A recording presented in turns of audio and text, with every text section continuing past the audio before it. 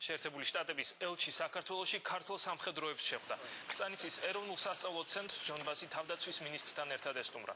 ელჩმა ბაჩო ახალაიასთან ერთად სასწავლო ცენტრი დაათვალიერა და ქართულ სამხედროებს გაესაუბრა. ჩვენ გვაქვს საინტერესო წინსვლა, რაც ეხება სასწავლო სიმულაციებს, რომლებმაც პრინციპში შეიძლება ითქვას, რომ დავნერგეთ ბოლო პერიოდის განმავლობაში და მოგვცა მნიშვნელოვანი შედეგი.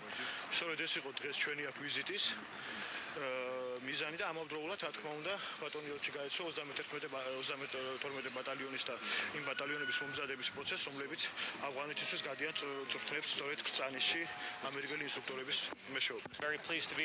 მოხარული ვარ, რომ მინისტრთან ერთად დღეს აქ ვიმყოფები და წვრთნის მიმდინარეობას ვესწრები. შეერთებული შტატები მხარს უჭერს საქართველოს სამხედრო და თავდაცვის სისტემის განვითარებას, რომლის ფარგლებში ჩვენ ქვეყანას ტექნიკური აღჭურვილობის თვალსაზრისით ვეხმარებით.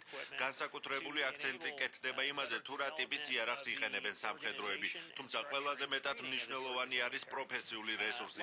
მოხარული ვარ, საქართველოს ჯარი ამ თვალსაზრისით სწორი მიმართულებით ვითარდება. მინდა მადლობა გადაგიხადოთ იმისათვის, რომ ავღანეთის მისიაში პარტნიორობას გვიწევთ. მადლობელი ვარ იმ წვლილისათვის, რომელიც საქართველომ უკვე გაიღო.